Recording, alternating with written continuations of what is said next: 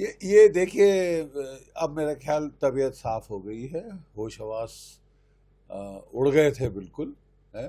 और ड्रामा कर रहे थे कि, और भंगड़े कर रहे थे जीत के। तो मैंने इनको नसीहत दी है कि भाई थोड़ा सा भंगड़ा इतना मत करो, क्योंकि अगर रेडियो एक्टिव हवा है ना तो तुमको असर पड़ेगा वहाँ पे बहुत। सुना है ना आपने कि वहाँ पे इस्लामाबाद और रावलपिंडी के बीच में जो सरगोदा, जो अपनी इनकी एयरफील्ड थी चकलाला, है, वहाँ पे कुछ गलती से या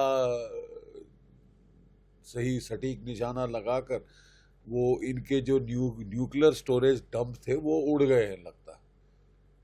न्यूक्लियर स्टोरेज डंप में जो बॉम्ब, न्यूक्लियर बॉम्ब इन्होंने रखे थे भारत पे दागने के लिए, उनको निस्तनाबूत कर दिया गया है। तो उससे जो वो इलाके में रेडियो एक्टिविटी, रेडियो धर्मिता बढ़ जाती है। तो ज़्यादा डांस ना करें, नहीं तो ज़्यादा जल्दी कैंसर होगा आपको, ठीक है। और मुझे खुशी है कि थोड़ी अकल आ रही है, शांति का सोच रहे हैं, नहीं तो सिवाय जिहाद, फसाद, कत्लो गारत, खूना खच्चर के सिवाय ये कुछ सोचते ही नहीं। अपने लोगों का सोचो, अपनी इकोनॉमी का सोचो। भट्टा बैठ गया है, भीख मिलती जाती है।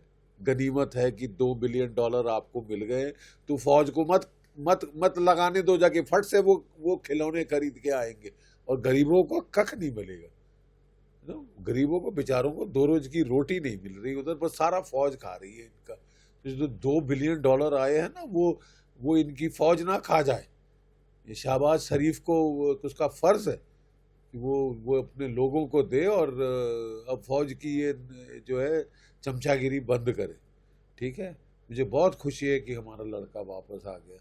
और कई बारी मन में ख्याल आता है, अगर हमारे पास इनके और भी हैं, सुना है, कंफर्म तो नहीं है लेकिन उड़ती फिरती खबर है कि है, तो हम कुलभूषण यादव को भी वापस मांगे। We should exchange. अगर हमारे पास इनका प्रिजनर है कोई, तो या प्रिजनर्स हैं, तो वी शुड एक्सचेंज। अभी तक मैंने सुना तो नहीं है, लेकिन उड़ती फिरती लग रही है कि कोई पायलट शूट डाउन हुआ था कभी, और वो हमारे पास है, और एक नहीं ज़्यादा। सो वो भी चाय पिलाने का टाइम आ गया है। और अगर हम उसको कुलभूषण यादव के साथ एक्सचेंज कर लें तो बहुत अच्छा हो। तो बड़ी जीत होगी। बहुत बड़ी जीत है, बहुत बड़ी। प्रधानमंत्री ने आदमपुर एयरबेस पर जाकर क्या एक मैसेज दिया है खासकर? बहुत अच्छा सवाल। देखिए, सबसे पहले प्रधानमंत्री ने आदमपुर, जो कि हमारा मोस्ट इम्पॉर्टेंट बेस है वेस्टर्न सेक्टर में, वहाँ उसके ऊपर पाकिस्तान नाच नाच के कह रहा था कि हमने तो धज्जियाँ उड़ा दी, वहाँ पे जो S-400 मिसाइल लगे हैं उनके ऊपर खच्चे उड़ा दिए, कुछ नहीं बचा, वाह वाह वाह, ये लोग कर रहे थे।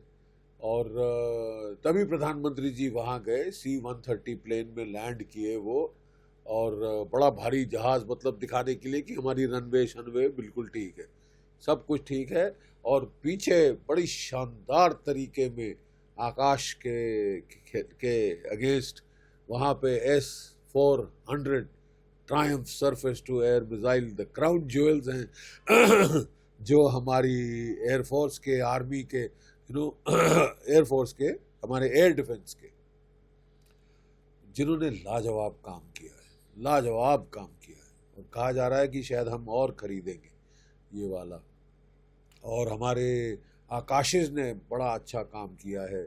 MiG-29 कह रहे थे हमने मार दिया है, एक कोई कह रहा है ये वो फालतू के, जिसको बोलते हैं ना, लपेटे जाओ, हमारे बच्चे करते हैं ना, कहानियाँ सुनाए जाओ। तो वही है, दिल को ख्याल अच्छा है गालिब, दिल बहलाने के लिए कि तुमने एयरफोर्स की ये किया वो किया, लेकिन सब ने सुन लिया है। उस ऑस्ट्रियन है वो एक्सपर्ट, टॉम कूपर, उसने सारा पोल खोल दिए। उसने बताया है कि किस तरह इंडियन एयरफोर्स ने इनके तो धजियां उड़ा दी। 11 बेस हिट किए, न्यूक्लियर स्टोरेज साइट को हिट किया, और ये कख नहीं कर पाए। That is the important thing. That means वो कह रहा है कि क्लियरली भारत जीत गया है।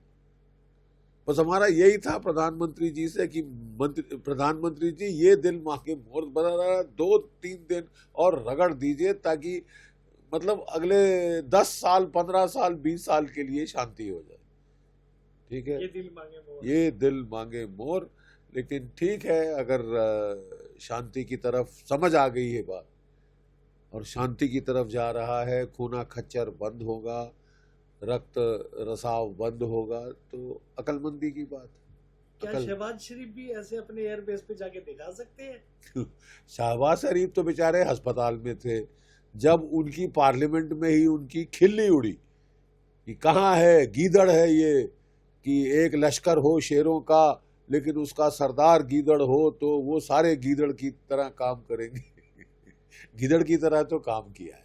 ठीक है, अब वो बेचारे शर्मा के बाहर तो निकल आए और फिर उन्होंने एक स्पीच दी, thank you America, thank you Saudi Arabia, thank you China, थैंक यू तुर्की, थैंक यू पता नहीं, थैंक यू सोमालिया, सोमालिया को भी थैंक यू कहा है?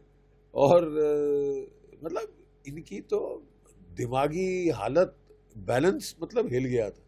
संतुलन, जो दिमागी संतुलन है इनके लीडरों का, सोमालिया, उसको भी ये थैंक यू कह रहे थे कि थैंक यू सोमालिया। और ये why did you start it? अगर नहीं सह सकते थे, अगर मार ही खानी थी तो शुरू क्यों किया?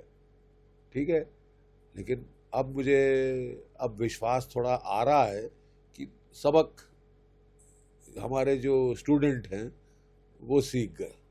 जो हमारी फौज ने पाठ पढ़ाया है वो समझ आ गया है, लगता है। It is sinking in slowly.